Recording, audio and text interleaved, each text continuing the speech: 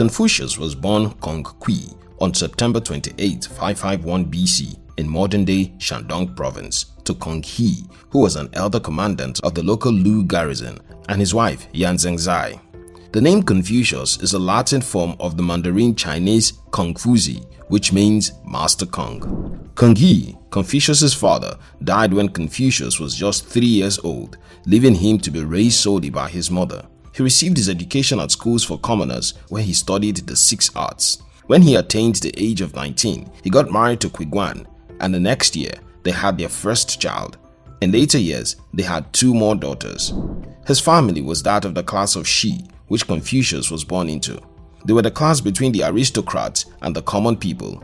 This gave him a level of respect and earned him various government jobs by the time he was in his 20s. He also worked as a bookkeeper, a caretaker of sheep and horses when his mother died. Confucius was 23, but he was able to use some of his earned money to give her a proper burial. He mourned her for 3 years according to the Lu tradition. Basically 3 families that ruled Lu, which was the Ji family, the Meng family, and the Shu family, with divided roles amongst them. However, the ducal house headed it all. But in 505 BC, Yang Hu, a retainer for the Ji family, rebelled against the Ji family and seized their power. However, the 3 ruling families expelled Yang Hu from Lu after a battle. At this time, Confucius had earned for himself a reputation through his teachings that by 501 BC, after Yang Hu was expelled, Confucius was appointed as a minor position of governor of a town and later rose to the position of minister of crime. Confucius, however, saw this as an opportunity to disembark the family ruling system and return the authority of the state to the duke. He proposed that the 3 strongholds and fortified cities of the Ji, Meng, and Shu families be dismantled and a centralized government be established. But Confucius had no military authority, so he solely relied on diplomacy. After a year and a half, Confucius and his disciples, whom he taught, succeeded in convincing the aristocratic families to dismantle their fortified cities.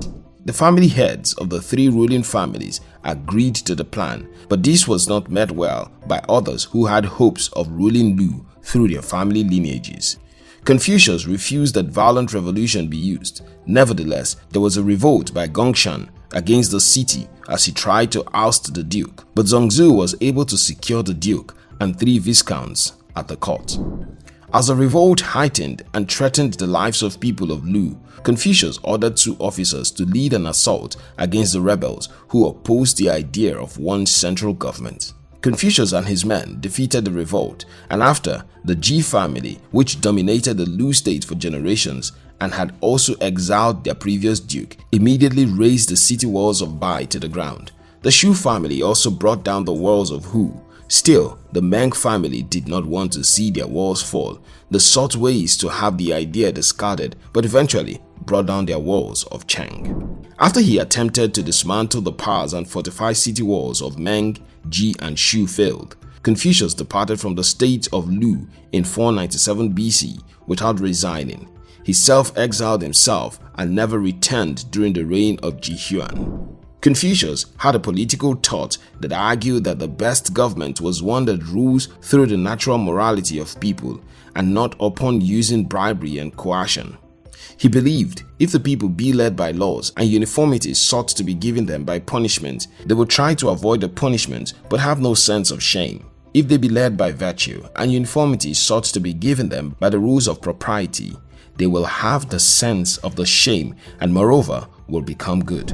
He urged those who were influential in China's politics to model themselves of what used to be in the ancient times of chaos, feudal wars, and endless divisions to instead unify the world and bring peace and prosperity to the people. He was often seen as a great proponent of conservatism due to his vision of personal and social perfections that framed the revival of the society. But in reality, Confucius used past rights and institutions to push for a unified royal state that rulers would be based on moral merit rather than on their lineage, which many saw as a new political agenda of his own.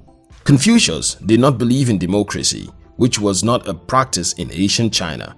Instead, he believed that anyone was capable of self-governing, rather than electing political leaders that would govern them. This view of his was coined from his fear that the masses did not have the intellect to make their own decisions, since everyone was created equal, thereby everyone had the right to self-government. After staying in self-exile for several years, Confucius returned to his native home, Lu, at the age of 68 at the invite of Kangxi and then the then chief minister of Lu.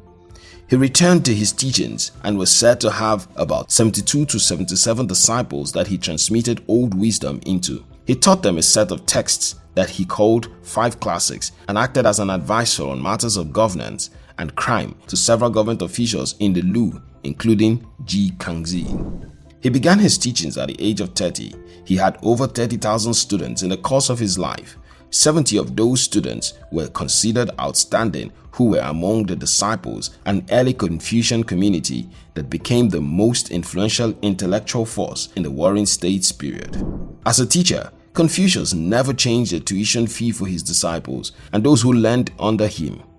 Upon enrollment, he only requested a symbolic gift of a bundle of dried meat given by a prospective student. He also related to his students in the manner doctors treated patients and never turned anyone away. Confucius was broken by the death of his son and that of his favorite disciples. At the age of 71 or 72, he died naturally and was buried in Konglin Cemetery at the historic park of Qufu in the province of Shandong. The original place of his tombstone, erected there in his memory, was in the shape of an axe. It also has a raised brick platform at the front for offering of incensed fruits and sandalwood. Soon after the death of Confucius, his hometown became a devotional and remembrance place. It became a place of privilege for ministers and is still a major tourist site. Confucius's philosophy and teachings, also called Confucianism, were later turned into an elaborate set of rules and practices by his disciples, who turned Confucius' teachings into the Analects. There is no contemporary sculpture or paintings of Confucius. He was only portrayed visually during the Han Dynasty, although there were carvings of his legendary meetings with Laozi. Confucius's portraits used to be hung at his temple in former cities until the Hongwu Emperor of the Ming Dynasty decided that only the Confucius temple in his hometown, Qufu in Shandong, should have his portrait, while other temples should represent him with a memorial tablet. Confucius is depicted as a teacher of harmony, learning, and virtue at the courtroom of the Supreme Court of the United States on its south wall frieze. He is worshipped as a holy king and master of magic, astrology, and divination among the Tibetans. Among the Ahmadiyya Muslim community, he is believed to be a divine prophet of God. Confucius was honored with the naming of asteroid 7853 Confucius and is widely believed to be one of the most influential and important people in human history. His teachings and philosophy impacted several generations of people across the world.